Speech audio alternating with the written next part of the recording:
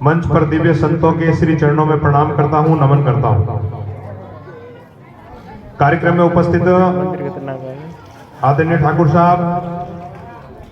हमारे भाजपा के वरिष्ठ नेता श्रीमान वीर सिंह जी, हमारे मंडल अध्यक्ष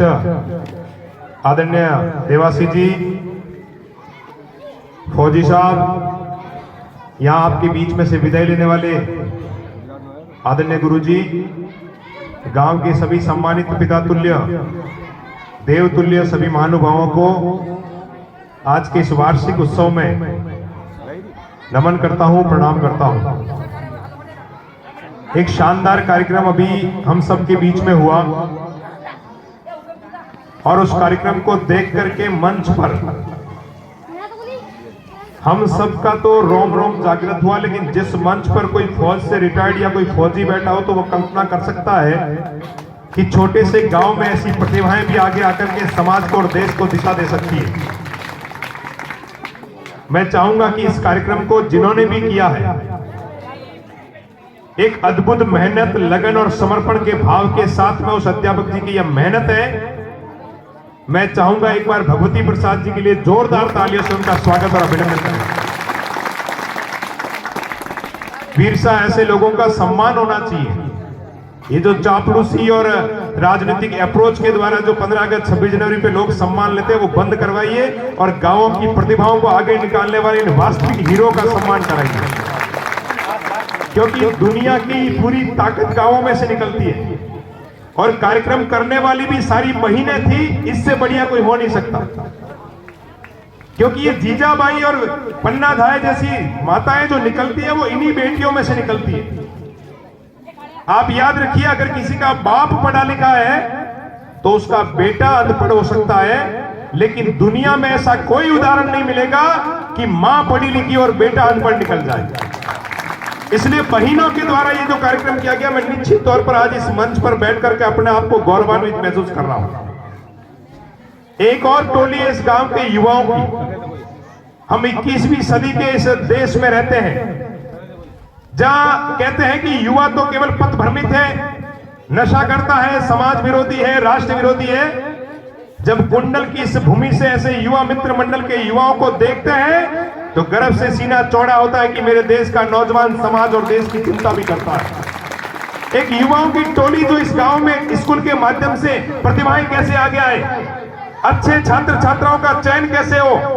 और ऐसे लोग जब आगे आकर के विद्यालय से जुड़ते हैं तो मैं दावे के साथ में कह रहा हूं, पिछले 3-4 सालों में जिन जिन गांवों के अंदर ऐसे युवा मित्र मंडल खड़े हुए हैं, उनका सबका एक ही प्रयास है कि मेरे गांव में पढ़ने वाले भाई बहन को सारी सुविधा मिलनी चाहिए, वो अच्छी प्रतिभा बनकर के आगे निकले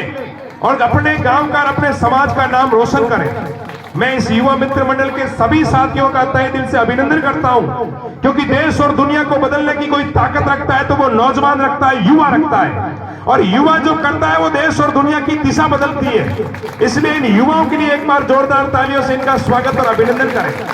इनके माध्यम से आपके इस गांव में जिस प्रकार का ये वातावरण खड़ा हुआ है, मैं पूर्ण विश्वास के साथ इस मंच पर बैठ करके उस चीज को आभास कर रहा हूं कि आपके इस युवा मित्र मंडल के सानिध्य में, बुजुर्गों के आशीर्वाद से जो कार्यक्रम चल रहा है, आने वाले समय में 10-20 साल बाद आज आपके सामने एक रिटायर्ड फौजी साहब बैठे हैं। मैं देख रहा हूं कि 10 साल बाद अगर यही क्रम रहा तो इस स्कूल के बच्चे नेशनल पे भी खेलेंगे, सीमाओं पर देश की रक्षा भी करेंगे और आईएएस और आईपीएस बनकर के प्रशासन में भी आपके गांव का नाम करेंगे।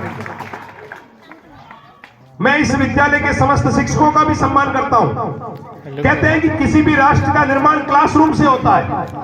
और कहते हैं कि तलवार और कलम की अगर लड़ाई होती है तो दुनिया में सबसे ज्यादा कोई ताकतवर है तो वो कलम है, तलवार नहीं है। इसलिए उस कलम को धारण करके दुनिया के सबसे बड़े राष्ट्र का निर्माण करना और क्लासरूमों से ऐसी प्रतिभाओं को बाहर निकालना जो अपने गांव का, परिवार का नाम रोशन करे, ऐसी प्रतिभाओं को भी मैं सम्मान करते हुए उनको भी धन्यवाद देता हूं जो शिक्षक इस विद्यालय में लगे हुए हैं। चूंकि अभी चर्चा चल रही थी कि शिक्षक कम है, और शिक्षक क्या कम है, पूरे राजस्थान की यही स्थिति है। मैं आपको विश्वास दिलाता हूं, मैं जिस पार्टी में काम करता हूं, हमारे वरिष्ठ लोग यहाँ बैठे हैं, मंडल अध्यक्ष मिश्रा राम जी भी बैठे हैं। मैं ज्यादा आपको कुछ नहीं कहता, लेकिन मैं इतना विश्वास दिलाता हूं कि इतना समय निकल गया तो 8-9 महीने और निकालिए, आने वाला समय आपका हमारा है। यह क्लासरूमों की समस्याएं भी खत्म होगी, आपकी जो आने जाने की दिक्कतें हैं बहन बेटियों की वो भी खत्म होगी, और एक अच्छा विद्यालय जहां पर इतनी प्रतिभाएं हो और वहां पर अगर एक अच्छे विद्यालय का निर्माण हो सकता है तो हम और वीर सिंह जी जैसे लोग आपको विश्वास दिलाते हैं कि आने वाले समय में जब सरकार बनेगी तो पहली प्राथमिकता रहेगी कि इस विद्यालय की सारी समस्याएं हल की जाए और अधिक से अधिक शिक्षक लगा करके इन छात्र छात्राओं को सही शिक्षा मिले। मैं यहाँ मेरे पिता तुल्य लोग बैठे उनसे भी आग्रह करता हूँ, बहनों की शिक्षा पर ध्यान दीजिए। एक बेटी जब पढ़ती है तो वो 2 घरों को रोशन करती है, और उन 2 घरों को रोशन करने में बेटी की बड़ी भूमिका होती है। मुझे आज भी वो घटनाएं याद आती है, इस देश में जितने भी बड़े पुरुष हुए हैं, जितने भी महापुरुष हुए हैं, जितने भी राष्ट्र पुरुष हुए हैं, उन सब का निर्माण कोई काका दादा या बाबा ने नहीं किया है। महाराणा प्रताप भी बने तो अपनी माता की प्रेरणा से बने, और शिवाजी भी बने तो अपने जीजाबाई की प्रेरणा से बने। इसलिए माताएं सक्षम होगी तो राष्ट्र सक्षम होगा। इसलिए अपनी बहनों को और अपनी बेटियों को पढ़ाइए, वो पढ़ करके अपने आने वाले कुल का नाम रोशन